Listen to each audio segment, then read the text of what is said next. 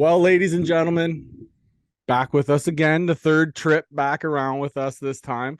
It is your third trip. He look at him. He's thinking right now. Longtime Red Wing, Essex County boy, Leamington boy, 4-time Stanley Cup champion. Our boy, Darren McCarty. Dmac, what's up, buddy?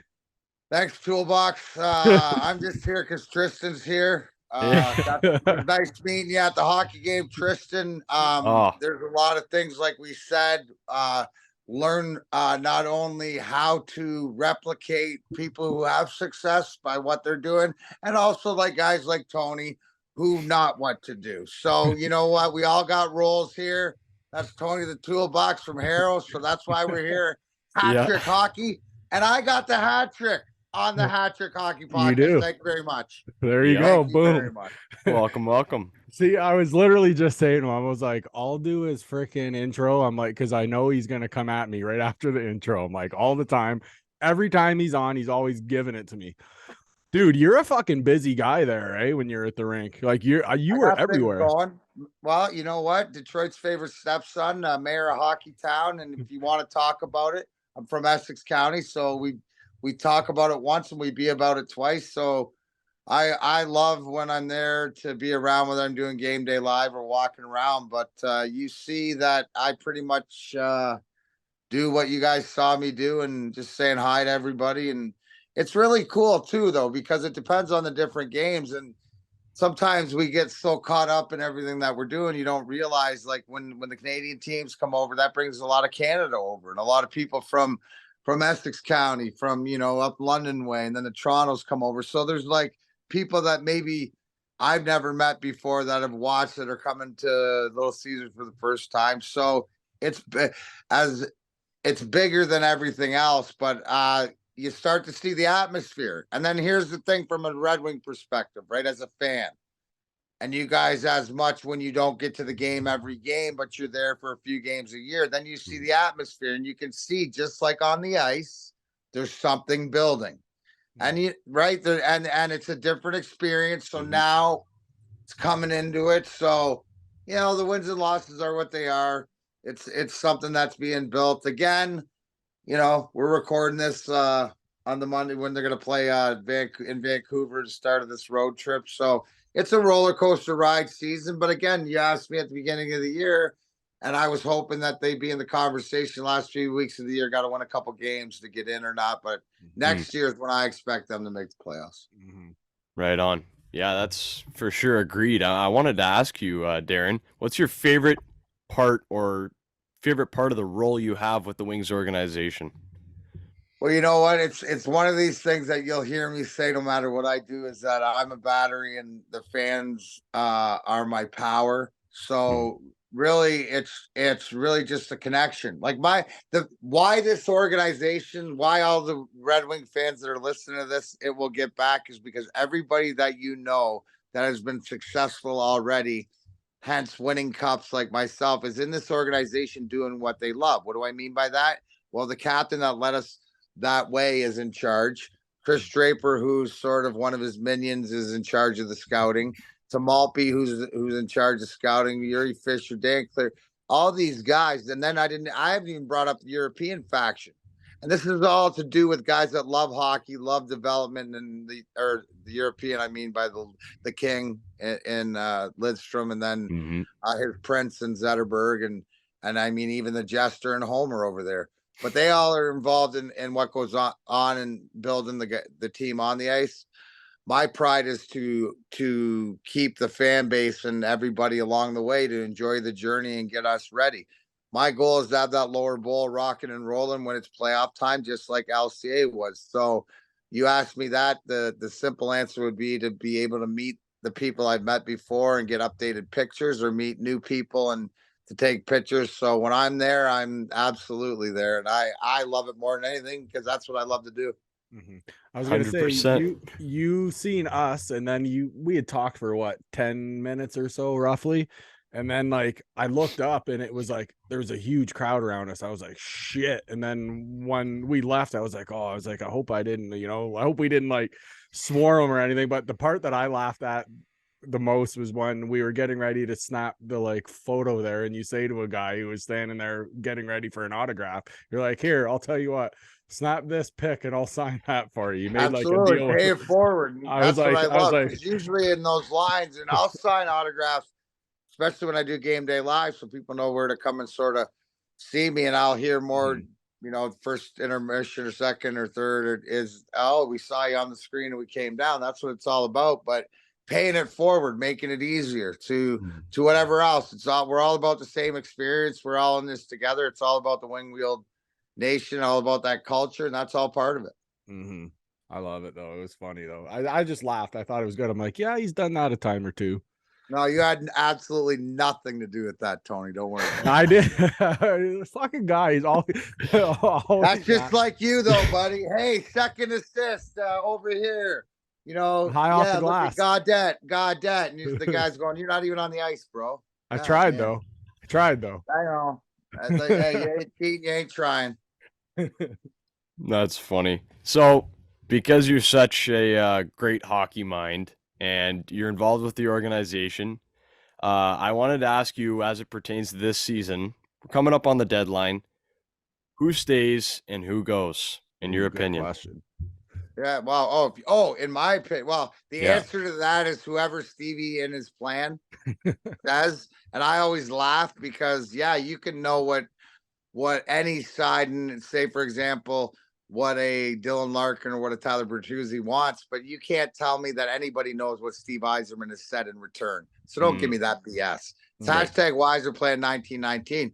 But in my opinion, is I would expect Dylan Larkin to be re-signed at I mean, I would have given him 8 years, $9 million, but I'm willing to pay my number 2 centerman, which Dylan Larkin, to be a winning hockey club when this team's gonna win is when he's your number 2 centerman, like Steve Yzerman was. Still looking for Sergei Fedorov, who you're gonna pay 11 or 12 million to. Is the 9 million goes because you know what? There's $1 million or 2, whatever you want to call it, in there that is intangible that you cannot teach. And that's just me speaking from the inside. But at the end of the day, it's not what I think. Right. I mean, just because I was raised by the same guys at the same dinner table and stuff, I might have a little intuition on it. But you know what? Steve Yzerman does not give anything away. You have to earn it, and it's along his plan. So you can spec. That's why I laugh. You guys don't have a, and I guess because Tony, you know what? Oh, I no. treat you like he treats me. So I guess, like, if anybody would know, should be me. Like, as far as just but nobody knows. In fact, I don't even think Drapes knows. You know, like, that's the way Stevie is, but that's the way he's always been. And he'll take in all the information. So he might ask you a question.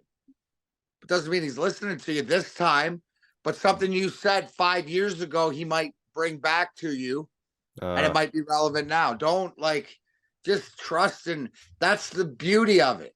You can drive yourself crazy and something can go wrong tonight. You could be down 4-0 in Vancouver. Turn it off. It doesn't matter.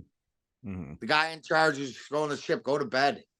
You know, I mean, we're not there yet. Just wait for a few years when it is going to get anxiety, when you do make the playoffs and you have expectations to win, and then you don't. Talk to me then. You're still far away. Don't do it to yourself. That's stuff Tony would do. Don't do that to yourself, Tristan. All right, I'll better take than those that. with We're learning from our elders' mistakes. That's why we use Tony. Tony's like our Holmstrom. Just throw him in front of the net, let him get beat the crap, throw a couple pucks off him, make sure they change the rule that he can't get goals disallowed from being in the crease, because God dang it. I mean, he'd be in that crease all the time. But you know what? It's bounce it, and Nick's got to bank one in off him. We're going to bank one in off. You know, Homer's going to say he meant to do it. We know that Nick did it on purpose. So, I mean, you know, it's just what it is. End of the day, it's behind the tender. Yep. Is there anyone out there now that could be on the move that you could see as a number 1 center for the Wings? Like maybe a guy that would I see. I still think that that's not this year. That's sort of maybe not even in the off season, but that's like another year. You just look at the money's there. And I think it's like you're going to go for one of those big guys. There's only so many big guys that are there, that are around. So here's the bottom line. There's a couple names, but there's really nobody like who's out there that's a 1C, right? Right. Or that's that one guy. It's got to be that goal scorer, that the 40, 50 goal guy. Now, if it's you want to add that 1C, but you can maintain if you add that sniper. Like example, if a guy like a Austin Matthews, right, who's on the wing, but he's gonna fill the net. You need your Shanny. You need somebody that's gonna produce on a goal level. And if you got to break it down to the why, the why is because if Verano was supposed to be that guy, and if he's not that guy, or what's going on with that. Right. So that's another. But at the end of the day, all these questions, when it turns from simple arithmetic into algebra, into geometry, into trigonometry, walk out of the class. Yeah, that's way right? over me. Because you don't need to, because Stevie's going to finish the homework for you. He's in there. Like, that's the beauty. Like, these are all things that we are going to get stressed about, and we're going to dive in, and but the bottom line is, what I know is that just sit back, is he's going to give you what you want when he wants to, not when you want it. Because he knows what's better for you when it comes to your Red Wings than you do, than even I do. And I know better than any one of you. And I still don't know. That's fucking crazy, man. And yeah. So that should set your heart at ease. Yeah. Because that's sort of like being on the boat ride, that it's sunny and breezy, and there's no, like, yeah, the season is choppy, but really in the bigger scheme of things, it's a smooth sailing on glass ice in the perfect day on a jet ski, whatever. Like, let's go to Put Bay, boys. Hop in. Let's go. Let's do it. You know what I mean? It's like, it's a beautiful thing, because you don't have to worry about, you're going to get there. Yeah. I mean, think about all the hockey trips you made when you were a kid. Get in the car, shut your eyes, open your eyes, boom, 3 hours, you're in Brantford. You didn't do it. Your old man or your mom or whoever drove that whole way, but you forget all those trips. That's what I'm saying. You're allowed to close your eyes on your road trip, because we're a long ways away. No, I know. Yeah. But here's the thing too, why it's so important, because when we start to get there, it's going to be like it used to be. Doesn't mean championships, but it means consistently being one of those teams like you see now, like what Boston's done, what Tampa's done, what the Rangers are doing. And every time you go to training camp, you're thinking about the playoffs. You're always in the mix. You're always in the mix. You're that team always in the mix. Yep. And you know what? Although I don't get stressed out over it, I love trying to be able to predict and project, just because if there's that odd chance that I, in my mind, did something similar to Steve Yzerman, I pat myself on the back and I say, well, you know what? I got a touch of the mind of the greatest genius in the hockey world, right? But here's the thing, Tristan, where you're right, and you're supposed to. I'm not telling you not to, but I'm telling you that no matter what you score, it's irrelevant. It erases. Nobody, that's for you. Because here's the one thing. He's transparent. So if you can follow it, then you're on the right path. Hansel and Gretel, you're following the right breadcrumbs, because you can fill it all in. He's not changing it, like he's consistent. And if you want to play that game, all you have to do is, he's left you a track record on how he started his first time around when he did his first screenplay in Tampa. Now he's rewriting it and going, okay, well, I did that there and I didn't do that. Because here's the thing that he did right there. Stamkos, it was the guy that came down to it. Kucherov doesn't give it away. So he's consistent. So try to figure, that's all I do, because he's consistent. Right. And that's where you try to figure out, okay, so you could read it now. Okay, so dig deeper to add. So I think that more so than not, that if he was like today, is that Tyler Bertuzzi's more available than he ever was. Like, that's a guy. You also got to think is what you need and what you can go get. So you're in a good spot, but is it also the time to do what he's done before and use that salary cap that he's got and the money he's got that other teams don't as leverage to get more draft capital. Because that's where he's dangerous too. You look at the young guys. Look at all the young guys on the team that are showing, playing, getting games under their belt, learning, developing. I mean, Actually, guys, when we were there the other patience and night, resilience like the plant. when we were there the other night, actually, Tristan, you were like saying to me, "Oh, this guy," and then stating this, and then this guy and stating this, and they were like, you shot so much shit at me during the game, like, and you were right on everything, but I couldn't believe how much you knew, like when it come down to just what guys are doing, what and up and down and everything. Like this guy was all over it. Well, look at the development of a guy like Jonathan Berggren, who sort of slid under the radar. Look at Veleno. Nobody's talking about Rasmussen, who might be the most improved guy on this team. Yeah. Right. Because they put him at wing and they made him comfortable and he's playing a role and he's developing slowly but sure. As we always say, I always put Rasmussen in the primo. It takes those big giraffe guys a little bit longer to figure out into their body, but the effectiveness, but all these guys, and then you got Soderblom. And you got guys that that need these games, whether it's up or down. You still got Edvinsson down there. You know what I'm like?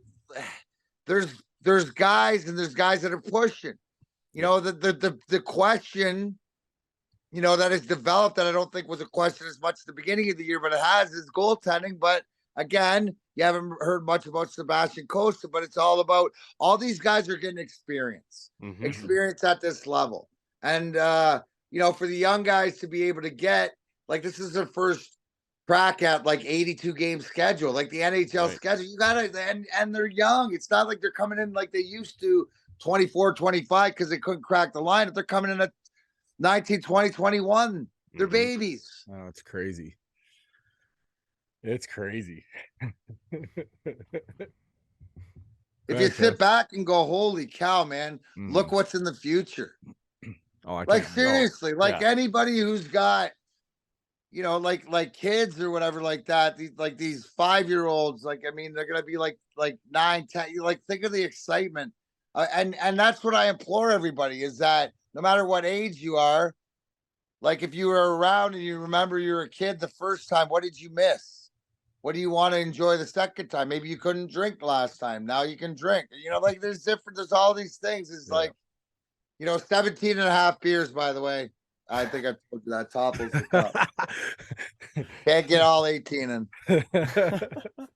But yeah, it's, you know what, as you say, like you look at Steve's track record and try and go from there to even start to try and guess at things, right? And with that in mind, I think he's going to draft his number 1 center or a top 6 center. There you go. I really feel it too. Because Braden Point, right? They had Stammer for a long time, and then he gets Point, who's a steal. And he turns into this first line, second line center, and he dominates. So you're saying, Tristan, are you saying he knows talent? Yeah, easily. Oh, okay. Yeah. Good. That's good. That's a good Nothing new. Thing when you have a lot of draft picks.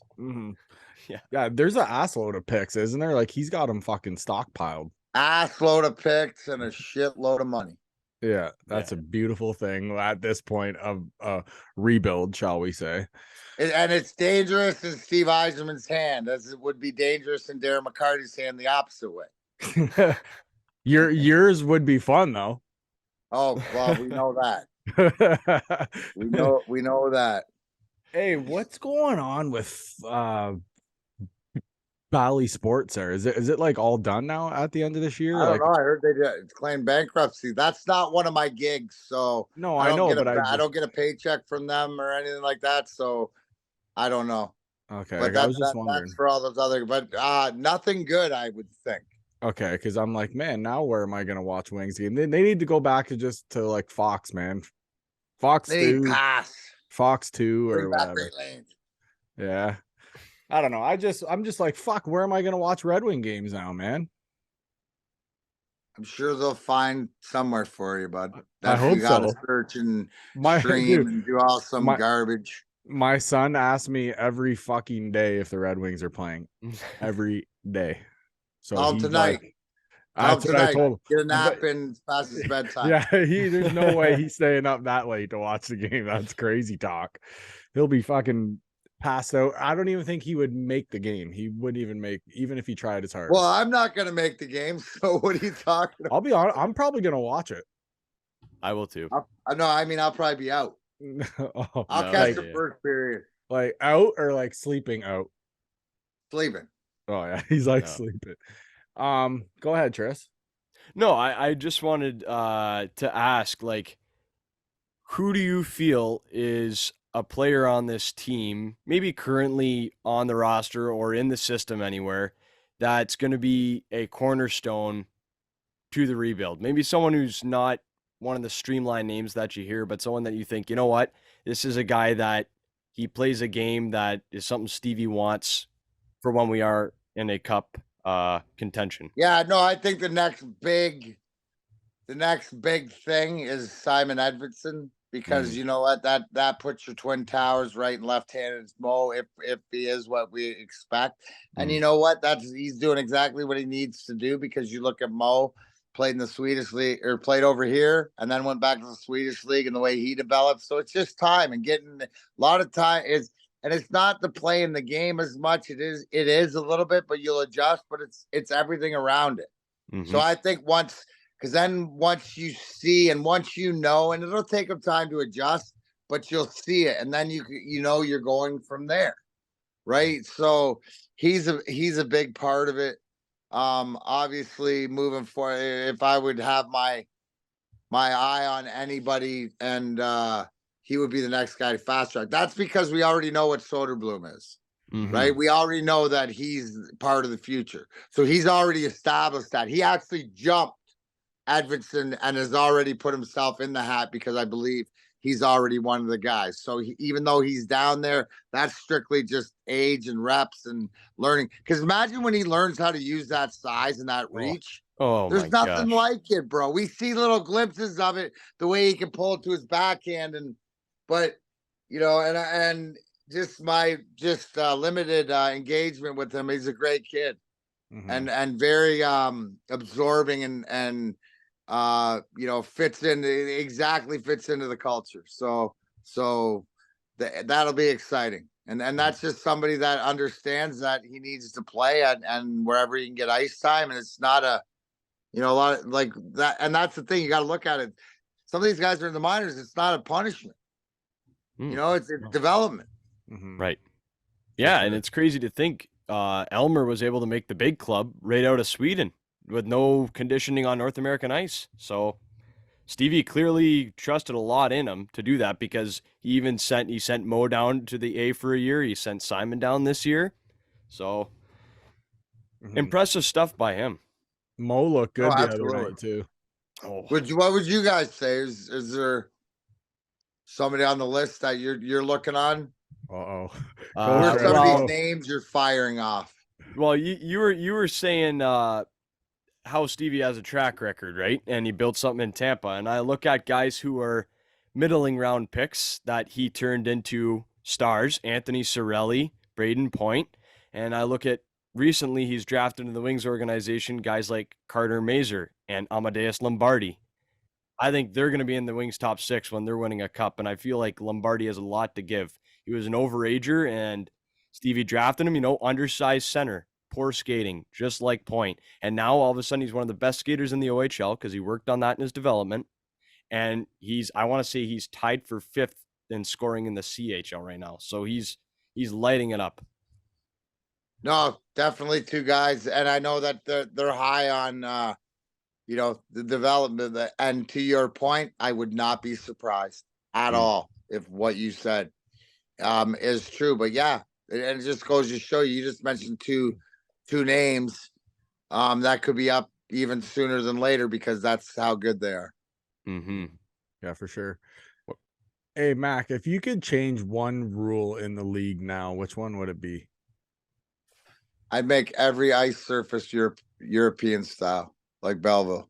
Really? Just because the guys are so big, and if you want to exploit the skill and the space and the speed, make the ice bigger. you know, like what they're used to playing. If that's the game you're going to, I mean, we got a half Euro, half North American game as it is. I mean, so might as well go the whole way. Yeah, true. Very true. I never thought about that. Well, you know what? That's because you're a tool. You set yourself up, man. All the fucking time. I should have. Well, now it's I'm just automatic. explaining why to the See people. how It's not right or wrong, bro. It's see how fast he was to fucking answer that. That was awesome. Fucking guy. You got no TikTok chance. clip. When you understand you got no chance, then it's easier to accept. Yeah. Jesus. Well, I want to go back in time a bit, because this is my first time getting a chance to interview you, and you've had some of the greatest experiences, if not the greatest, of anyone to have played in hockey. And I want to ask you, what's your favorite cup run? You know, that's a good, Tristan. I give you credit, and it shows you why you're the brains of the operation on the Hat Trick Hockey podcast. Hold that light properly, Tony. Don't be messing Tristan's light up. He's looking really good and really important right now. This is why I picked him. No, because most people ask me what's your favorite cup, but it is all about the run, and the whole thing is that you don't understand this, and you know, even Tony can understand this to a bit. They're all like kids, you know. They're all like pregnancies with kids, or your experience when you have kids, is that there's a different storyline and a meaning to both. Now, I could break it down even further. Like, I would say, oh, are you asking Darren or are you asking Dmac? Because remember, I've known who Dmac was since I was 6. It took me to 46 to meet Darren. Now, when I'm chirping Tony, I'm Dmac. That's the locker room when I'm talking. You know, Darren's supposed to be more responsible and all that other stuff. But Dmac's favorite is 97. What are you, crazy? He scored the freaking goal. He's from Leamington. Dude, he's been dreaming about it his whole life, this kid. And not only that, because the greatest Joe Louis Arena memory I have, not only scoring that goal, but being on the ice.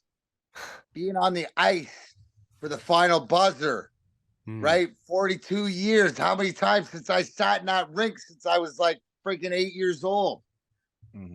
Right? Like, live and manifest in reality. It can be done to any kid out there.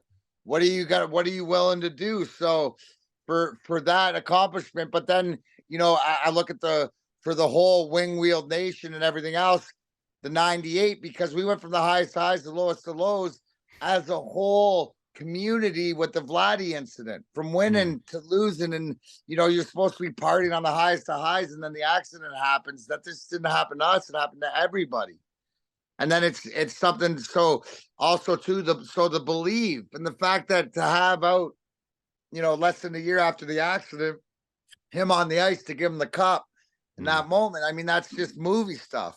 Then 02, you know, with the Hall of Fame team, and that's one of those, like, I know you're supposed to do it, but to be able to do it, and it wasn't easy, and just, you know, it was like a cherry on the top for that group. You know, and then 08, when you're asked Darren, that's his favorite, because the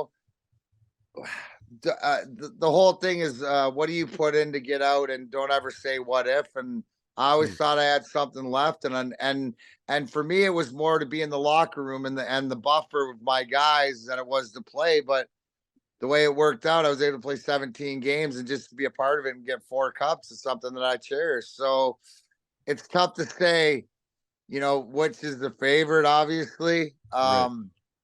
But they all mean something. And I think that you draw back on them for different experiences as you get older. You guys will find this is that, oh, wow, that you don't really realize. So, you know, at the end of the day, it's about all the guys you accomplished it with, all the guys and girls, the organization, even the fans and stuff. Because to me, it's like, I know where I was, but even to this day, when I meet everybody, they got a memory of something. And to me, to have played, to be part of people's lives, and the beauty now, right? I realize this because I traveled around doing, you know, my band and the slapstick comedy, is that all the 5-year-olds and 10-year-olds are now 30, 35, which means they've lived life like since 96. You know what I mean? They got bills, they got kids. The fact when I say that in life and sports, bad things happen, can't lose respect for a fellow human being with the Lemieux incident resonates a little bit more. It means a little bit more than it might have when you're 5 years old. So it's always the constant. It's like fashion. It's always a constant story. It's always cyclical because that's what culture is. So I'm just great to your point. I'm just grateful to be a part. And, you know, I beat one guy one-on-one my whole career. It's all timing. I just did it for the Stanley Cup clinching goal. Yeah. Right. So, so it's all about putting the work in to manifest and put it out in the universe. Cause I believe the universe will conspire positively or negatively, whichever way you go. And I know that from experience. So if you want it bad enough, you just keep putting it out there, putting it out there, putting it out there, and keeping your intentions pure. And, you know, in certain ways, if it's meant to be, it's meant to be. And then if it's not, and you put everything into it, it wasn't your calling. Right. And you got to be accepting of that. And I think that is the way that I've always lived my life. There's no regrets in that way. That's awesome. Is it true? Is it? No, you're welcome. Is it true that on that goal that when you got the puck and you were crossing center ice that they were yelling at you to dump it in from the bench? Absolutely. I was yelling at myself. Okay, because I was like, yelling at my head, okay, dump it in, line change, dump it in. They're all yelling at the bench, and then next thing you know, boom, boom, boom, boom, boom. That's funny. Oh, it was disgusting.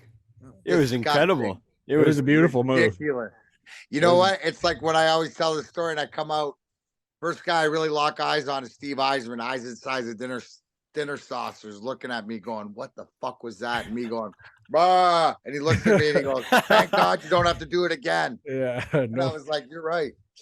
I remember fucking like watching that game, man, at home, and just like the whole play, just everything. And just when you made the first move, I was like, I stood up out of my, and then just the cut back across with the goalie beat and everything. But man, when you got that goal, I will seriously never forget that as long as I live. So that was my fucking childhood watching those games, man. Like that was right in the, I think I was in grade 8 when you guys won that first one. Tristan, you're familiar with Halley's Comet? Yes. Comes around every 75 years. Yep. Well, the fucking tool man has one of those clarity moments. Yeah. And that's what Dmac is. That's the only one it is. But that's what I say, Tony. You were not a tool with that memory. Please keep that one. Okay. Haley's Comet right there, provided everything else. So. Oh, that's awesome. Yeah, that's the most non-tool moment I've ever experienced with you. Oh, thank you. I appreciate that. You earned it. Now, in a similar vein, I wanted to ask you, aside, of course, from your own nasty goal that you scored against Philly, for the cup clinching goal, I will add that every time I talk about it from now on. But what was your favorite goal when you played for the Wings that you got to experience with the team? Like, what's one that you'll stay with you? Playoffs, regular season, just like, wow, unbelievable. Another great question, Tristan. Tony, are you paying attention on how this is done? This is why I got him. Do you remember I've only had one hat trick. It was in game 1, Colorado conference finals 2002.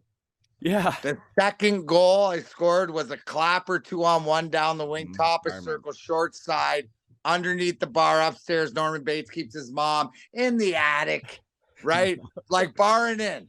That's my favorite. Why? Because before I go off the ice every practice, I'd nail that shot. No. And so it just comes through. What do you put in to get out? So I probably shot that shot thousands of times. And it's just muscle memory and be able to bury it. Mm-hmm. That's awesome. That's the second goal, if you go back. You know what? I remember, I think the Wings made a post about it last year in the summertime. Well, they should have. They said it was like, it was the 20th anniversary of whatever, Darren McCarty hat trick, game 1. But personally, my favorite, although I didn't experience it while I was living, it was 96, round 2, Stevie Y versus the Blues. Oh, that one. Well, you know why it's the second greatest goal? Because what did you win at the end of it? Nothing. Yeah. 0. Right. We count by banners and cups. So Steve, great shot. Hey man, nice shot, but what did it get us? It got us swept in the finals. Mm-hmm. I'm just saying, fact, dude. If you don't like facts, don't stick around. Right. I thought the goal you were But gonna but say, it was no, like, as far as like the great, and couldn't happen to a better guy, Mhm. right? But I'm just saying how, you know what, Steve Eiserman, and I'm just going by because I believe in karma and the tea leaves. But I'm just reading, like, I mean, but if he was such a great guy, wouldn't you won the cup after he did that? No, but Darren McCarty scored that goal, and even Eric Lindros scored to make it 2-1. So Darren McCarty's gonna be there. I'm just saying, Yeah, you're right. if we're saying that, I might be I might be a little bit higher in God's playbook than in Steve's. Than Steve is. I'm just asking facts. Oh. Is that not the truth? It's truth. It's It's the only argument I have against Steve Eiserman. the proof is in the pudding.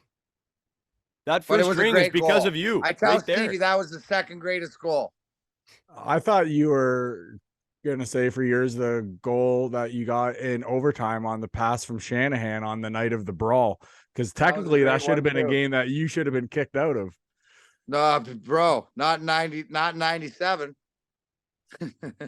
4 minutes for roughing. Oh, I know that the ref gave you 4. I know. and No, 10, that but- was too. But why it was like I didn't need to score it. That just reiterated my point that I think God likes more than Steve Eiserman. Yeah. But the fact that as long as we scored, yeah.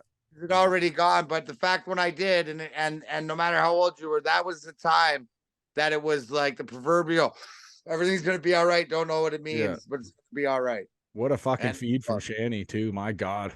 Tic-tac-toe. What a pass. What a pass.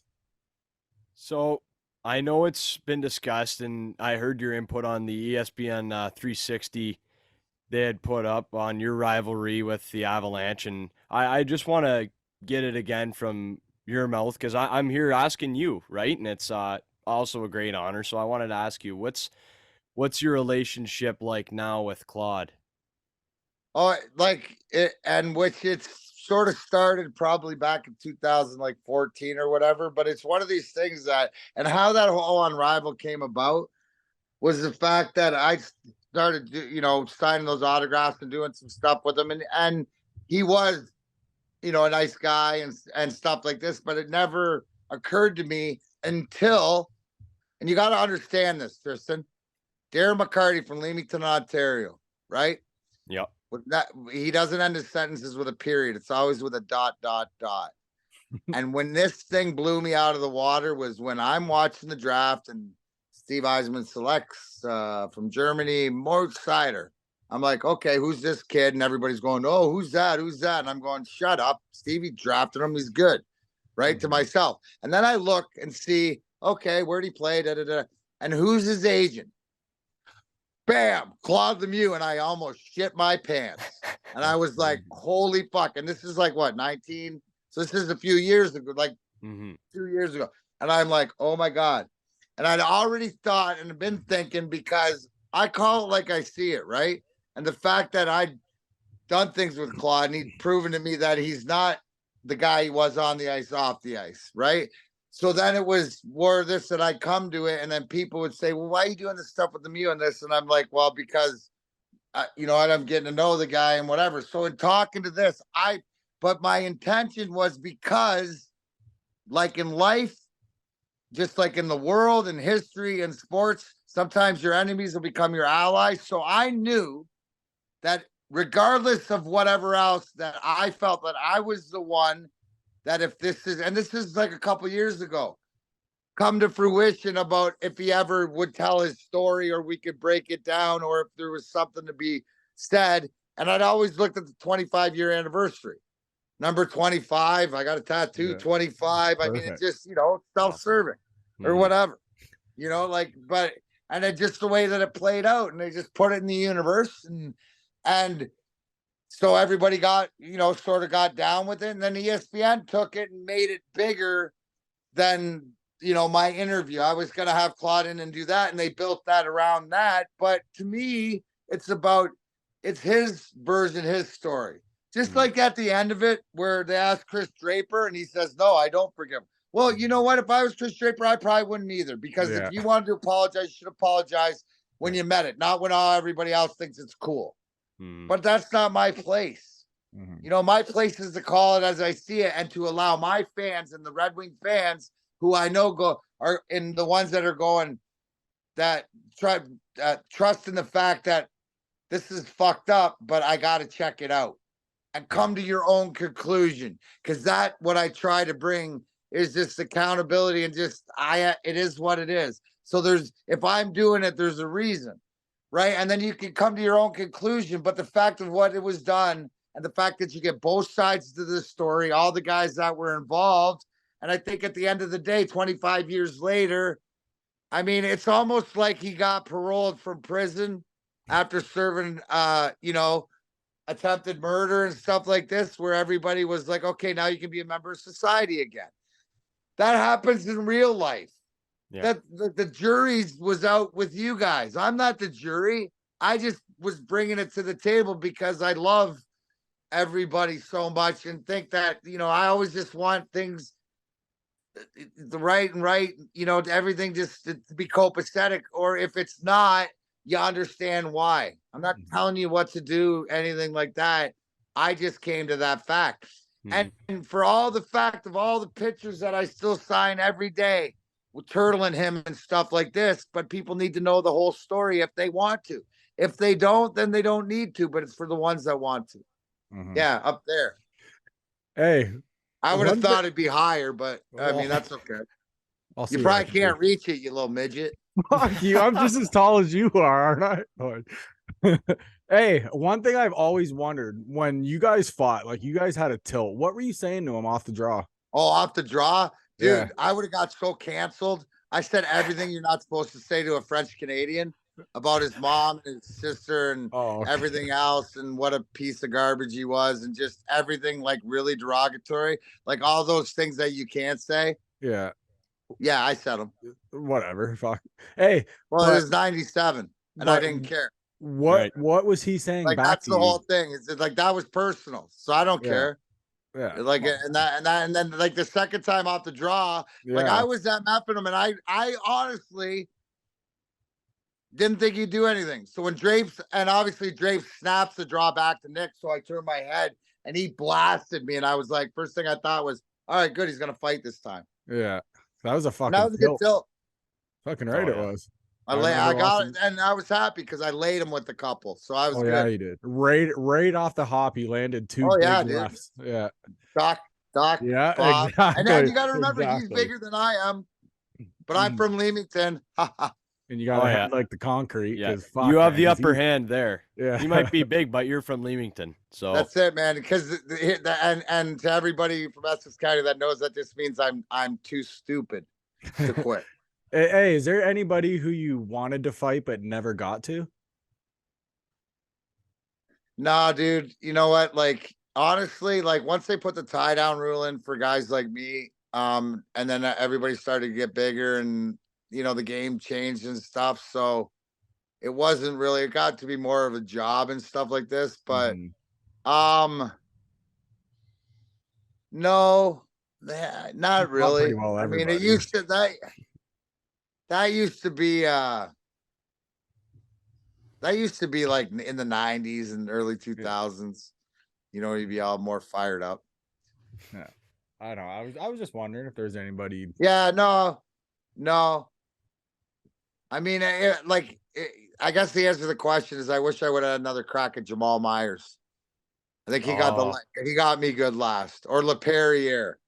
Like something like that. Like, but not out of disrespect, out of respect, and just like because I think they got me best last. One of those things, Got you. Now I got a question as it pertains to one of the greatest talents to ever put on a Red Wings jersey, Sergei Fedorov. I was just gonna say white skates. Yeah, white Nikes. That's how good you are. Yeah, Nike white skates in the 90s. You're gonna watch. There's a new movie coming out, I think, called Air or Shoe or something. It's on your about Jordans, the Nike back Jordan. That's like the same issue sort of thing. What they did, unbelievable. So, I want to know if you feel that Sergei's number should be up in the rafters. Yeah, I think it's time. I agree. Ozzy should be in the Hall of Fame, and Sergei should be in the rafters. Agreed. Okay. 100%. And if you're gonna ask me out of which one out of the two is the more of a disgrace, Ozzy in the Hall of Fame being not in the Hall of Fame is a disgrace. 3 cups, backstop 2, 400 wins. Shut your mouth. There you go. I like it. I love how he's just like, bam, straight to the fucking point. Oh, that's hilarious. Oh, by the way, I was talking to Matthew Barnaby, and he said thank you for the 28 stitches. Love Barney. Well, hey, you know what? Shouldn't have been acting a fool. Right. So Shouldn't have he's been on acting with a fool. us. Great guy. I love Barney. So he's But on yeah, with I us did later split this him week. in half in Colorado. Where did you split him That was at? one of my favorite punches that I've He thrown. was cut like up here, wasn't he? He Like was cut like through here. oh, like so through here. so he had like a third eye. Like here. Yeah. Jesus. There was a lot of blood. That was one of the best punches I've thrown. Like the cut a guy, because I'm not like a heavy hitter or whatever, but because of boxing and whatever like that, like I can cut you. Yeah. Like and they say turn it and stuff. So I got him good. No shit. And plus I'm bigger than him, so yeah, but he was funny when he said that. I'm like, oh, we got like Mac on today and everything. And that was the first thing he said. Tell him thanks for the 28 stitches. I know. I was just like, oh, okay. I'll be sure to let him know. Absolutely. So back in the day, like, well, I hesitate to say that because you're not old. You're a spring chicken. You're young. I know that. But I was curious who, when you were playing, was probably your best friend off the ice. Like who's someone, when you go on the road trip, you'd get the room with them. It was always Drapes and Ozzy. Drapes and Ozzy lived together at home, but Drapes and I were roommates, so it was always the 3 of us in mulch usually. When we were younger, and then Dandino came along, and he was like the little brother because he was always the one that had to pick the things up. The Jamie Pusher and Wardo, Aaron Ward, like more of the younger guys, like the grind line stuff like that. But Drapes was the ringleader of the youth, so to speak. Like if Stevie was the captain, he was like the captain of the younger dudes. So it was always me, Drapes, and Ozzy, and then when Maltz came, him too. So, but mostly because on the road we roomed together, and Ozzy used to like just hibernate. He used to sleep for like ever. That's all he would do, is just sleep. Ozzy on the road, at home, whatever like this. After practice, go back to bed. Come on. Maybe get up for dinner, get up for whatever, but no. That's the way he was. Just like to sleep. That's funny.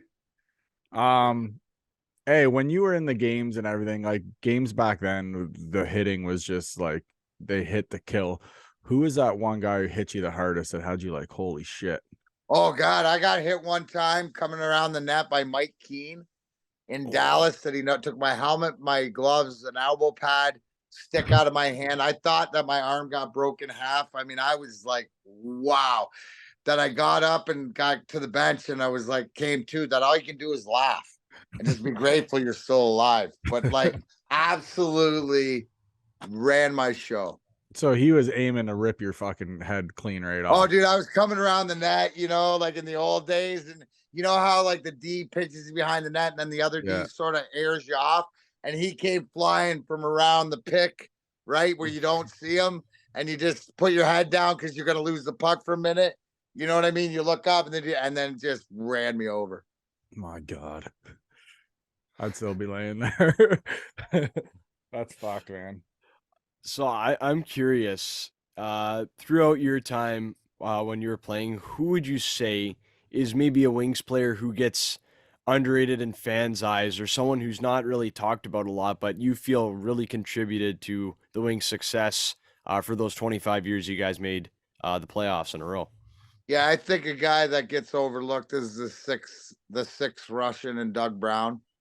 Just about the glue of what he was. You're talking about Sergei. That was sort of, you know the Russians and what Igor and them meant, but like Doug was really like big brother Sergei. And I think that's the integral parts, even in the 98 year, but how he could play every different facet, and Scotty trusted him, and he was a great player. And I think for a while, I think he had like, he was a guy in the NHL with like 200 goals without a 20-goal season.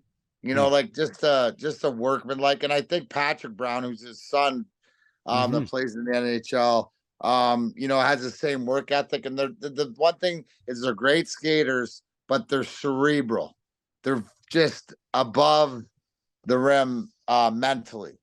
And so I think that, you know, that's a name that guys forget a lot, you know. So knee down, Dougie Brown. Yeah. So would you say he's probably one of the hardest working guys too, or if not, who would be probably the hardest working guy? Exactly. Like all our guys worked hard. You Yeah, know, of from course. top to bottom. It was never, you know, that aspect. I guess, Every team seems to have that one guy that's just you always. know, and I'll tell you who was clutch. Like Slava Kozlov was always clutch, you know, when you need him to be clutch, and he was tough. You know, he was tough. You watch those old series and against Colorado and Dallas and stuff like this. I mean, he took a beating, but he was always there. He's tougher than I think people realize. Well, he was playing in those old school days too, where it was like even worse than when you guys played. Well, as here's the far thing as about Slava comes to hitting Kozlov and too, is stuff. that when he was drafted, and he was in an accident, broken his leg, and you know, like all the, but his teammate in the car died. But it was touch and go whether he'd ever skate again or play hockey. And the fact that he came back to that ability, they were saying that he was even better. Wow. Like he said, he was like Kucherov. That's crazy.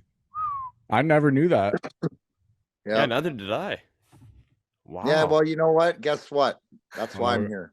Yeah. Not only am I a member, but I'm also a client, and you know, been a big fan all my life. So the history of the Red Wings is something that is to delve into, not even just like from playing, but like, I mean, you know, like you guys, since being a kid, so knowing all the stuff about the guys that, you know, used to come around. Yeah. Now, the coach with many rings, talk about what it was like playing under the greatest coach of all time, Scotty Bowman.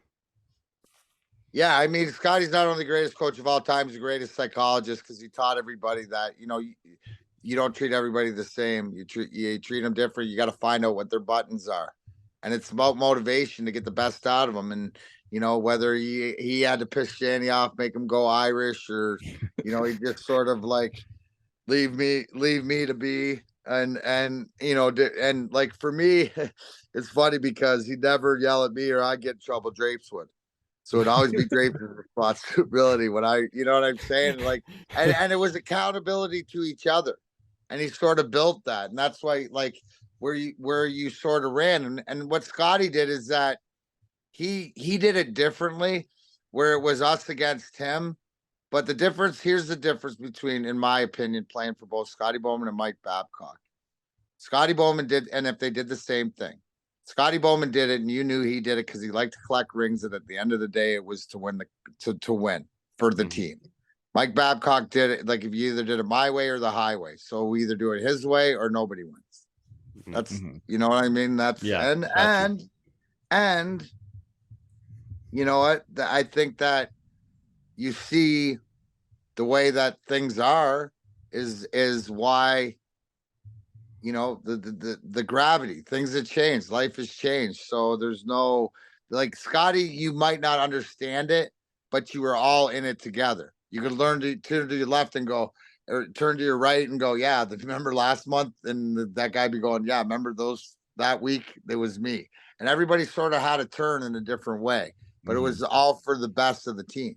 And he was always great at, this is the best, is that he just owned the media.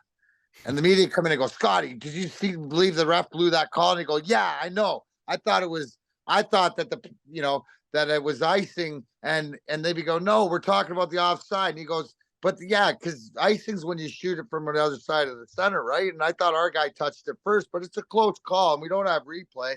So you know what? Icings are going to go until they make it automatic. And you know what? Totally, like, now you're talking about an icing that didn't matter, as opposed to a controversial thing that he didn't want.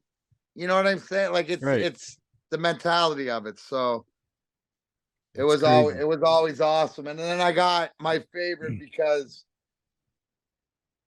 my favorite thing is like, I call it my Hall of Fame moment. is because after we used to win the cups, we used to have parties at Mr. and Mrs. Illich's house, and we were outside. Scotty came up to me and said, "Hey, I want to tell one of the things I regret is I didn't tell my players how much I appreciate them." I was like, "Yeah, thanks, Scotty. He brought me in the league," and he's like, "Shut up." And I'm like, "Okay." Happened a lot, but he said, I wanted to tell you were my second favorite right winger ever to play for me, next to Guy Lafleur. I hope you're not mad. Boom, boom, boom, walked away. So I got that going for me. Wow. Yeah, that's all that matters to me. Pat yourself on the back. Man. That's all it is. Tap the dog on the head and he's good. Well, you always freaking played the game the way it should be played, though, too. Like, you know what I mean? I like a guy that does. I like a guy that does everything. I was taught to play. You know what? You give everything you have. You're a team guy first. It's not about the name on the back. It's about the crest on the front and the Essex County hard-nosed hockey. What's that? It is Essex County hard-nosed hockey. That's exactly what Essex County Fight Club, baby. Yeah. I forgot about that. You saying that too. Of course you did. You're a tool. You don't have much up there. I mean, gosh. One thought.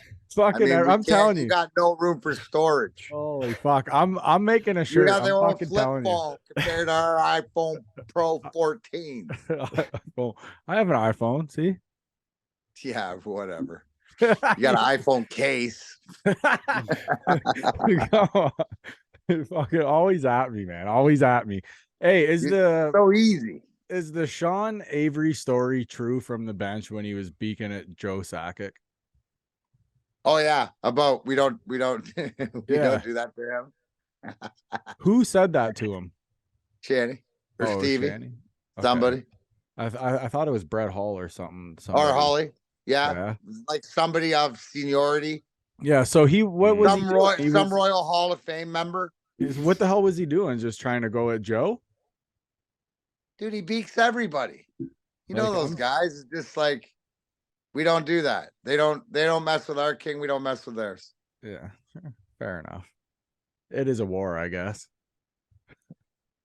Yep, right. But and in some wars, there's sort of different lines of battle depending on the soldiers. Now, how the game's monitored. That was just the way that sort of went. Mm-hmm. To be able to keep Stevie and Joe out of it is just sort of like, think about all the carnage by the peasants, right? Everything to go, but the king stood on the top and watched and stayed clean. Both sides, respect. That's why there was that ultimate rivalry, ultimate hatred, but ultimate respect. And at the end of the day, what's Steve Eisman trying to do? He's trying to do exactly what Joe Sakic's done in Colorado and do it quicker. Mm-hmm. Yeah, I mean, it's not hard, boys. Hey, on a different note, I wanted to ask Tristan. I apologize. I put you in. Yeah, you understand it, Tony. It's not hard. Yeah, I wanted to ask on a different note. How's your boy doing? Essex 73's legend. Coach's second year, former Essex 73, coaching the UCLA Bruins men's hockey Division II team. So they're grinding. Mm-hmm. They were smashing teams last year too, man. Like they were crushing teams.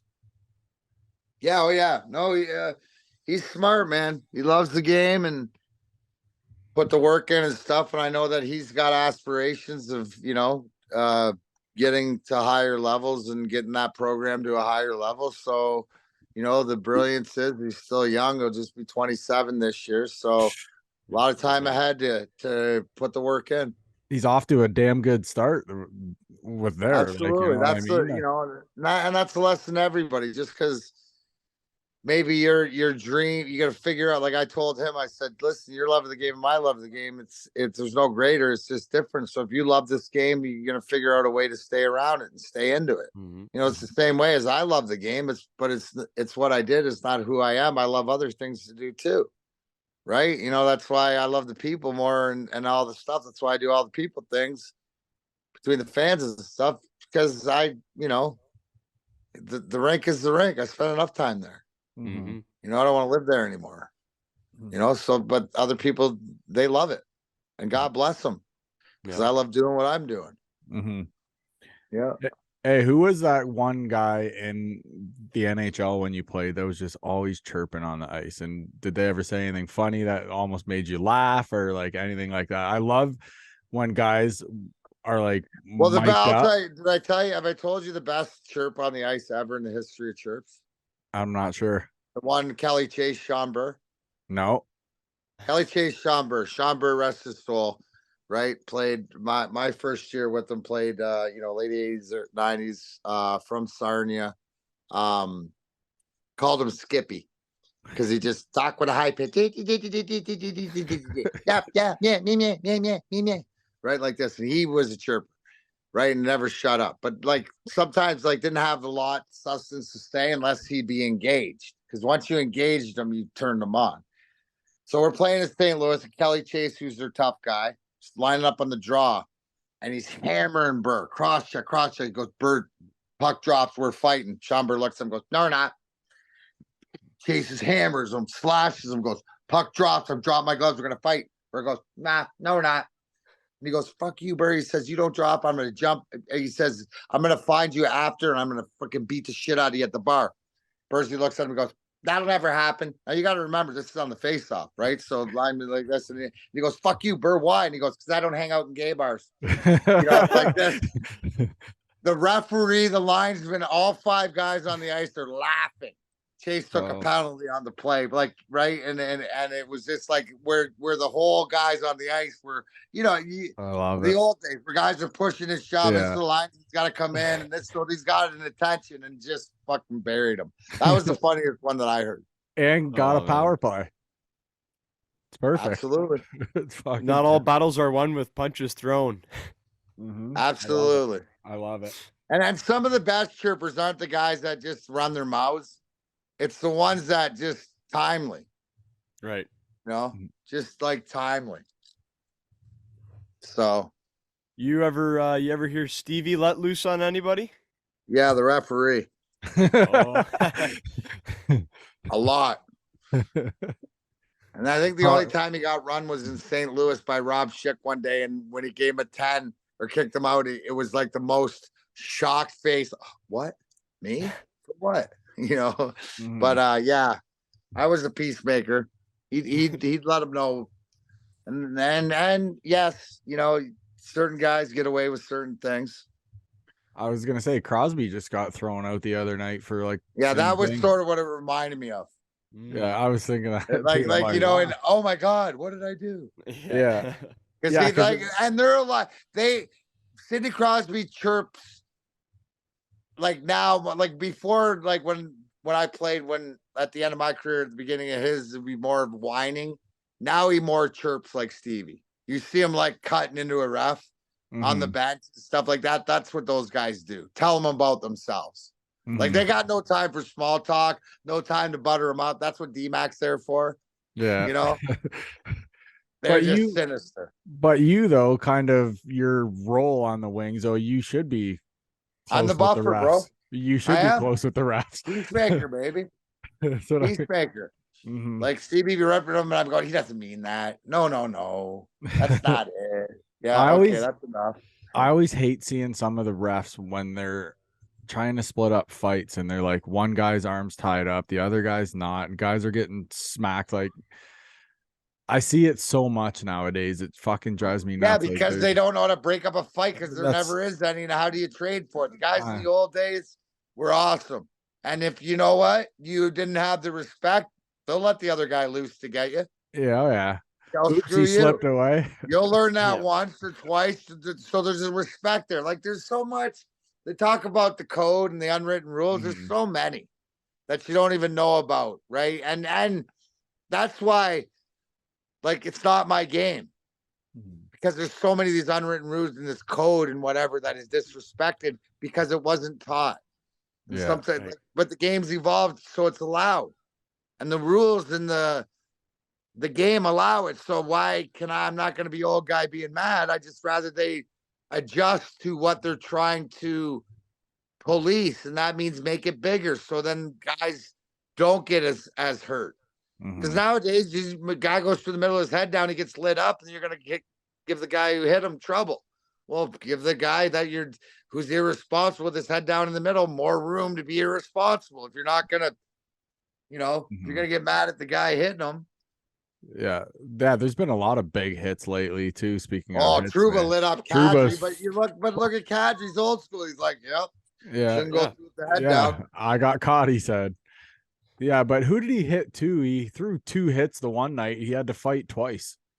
Well, one of them was Kadri, and then One the over other one Kadri. was But again, on both parts, is that there's nothing wrong with that. The yeah. whole thing is that if Gerard Gallant, in my opinion, wants to get mad, then his D partner or the guy on the ice, like somebody's got to pick that guy off. Mm-hmm. I Don't just let him. hate. I get what he's saying, but I wouldn't change Trouba's game. I just protect him more. Yeah, I hate how guys always have to fight when they throw those big clean hits now. Like it's stupid. Well, Doesn't it make sense. depends. Listen, it depends, but you always know a Daryl Sutter team coach got somebody's coming. That's the difference. I was gonna say Uyghur lit up fucking. Who did he light up the other night? Wallman. Wallman, yeah, like Jake that was Wallman. a big. Oh yeah, hit. that was a good hit. No, that was Zadorov, wasn't it? Zadorov hit him. What was it, Yeah, Zadorov? that was a I thought it good was one. But Uyghur. again, where did he hit him? Yeah, center ice, Oh, mid, middle of mid, the ice, yeah. top of the slot with your head Yeah. down, dangling Yeah. in the middle. And I believe don't Wallman know. left. Maybe not in Harrow, but in Leamington, we were taught not to go there. And our rink was way small, so stayed avoid. The Harrow barn was about bigger than ours. The Harrow barn, by the way, it was a barn. Still is. I love it. Isn't it? Yeah. Might They have to go pick now them- they I might just have to come over and pick them up and put them down. Now they just for just nostalgia. Couple Yeah. bars and in. we play in the Roscoe every year. I think it's April 9th weekend if you want to come play. I Yeah, have a team in. nice. Congratulations. Well, I'm just saying if you want to fucking I come play- appreciate it. Thank you. Thank you for the invite. fucking chirping me all the I'll time. get to my people. Constant. Fucking always I'm at gonna me. find out who you're playing against. I You can got a tell good you. squad? It's a younger squad. Like younger, like in shape, like you need some air tanks out there, like some young kids that can play. Yeah. Well, it's a 35 and over tournament. I know that's what I mean. You need some Yeah. 35-year-olds. Yeah, Some a lot of us newbies. range probably 35 to probably 40. I love it.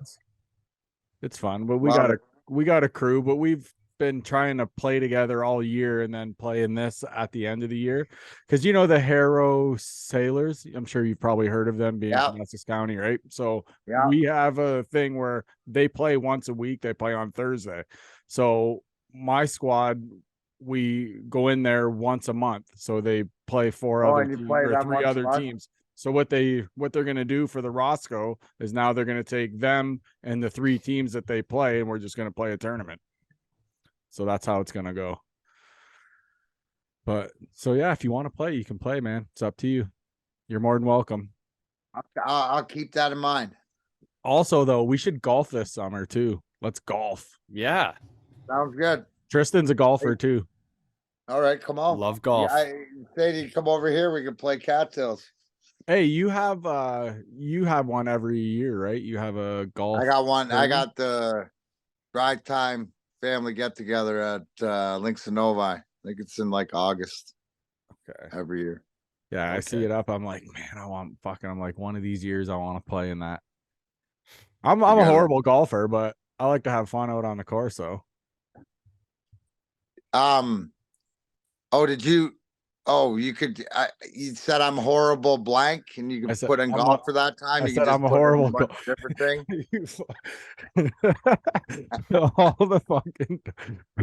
all the fucking time, man.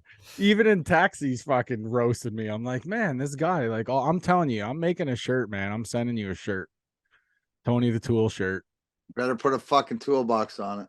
There will be a toolbox. Big I red guarantee- toolbox. Big red. Or Nice you can even wrench. go blue and white with the Harrow on it. Harrow Zone. You know, I'm sure they'll love that. Harold Zone. You're gonna give you Yeah. a Colchester address. We used to actually when I was younger, I used to live on Jackson Street down in Colchester. Oh, okay. So I lived down there from Like I ages said, newborn till about grade 2, I think. See, there you go. I'm just fucking checking the boxes, the Harrow boxes. all of them Just fucking hitting them all, not skipping any. pure tool. Absolutely. What?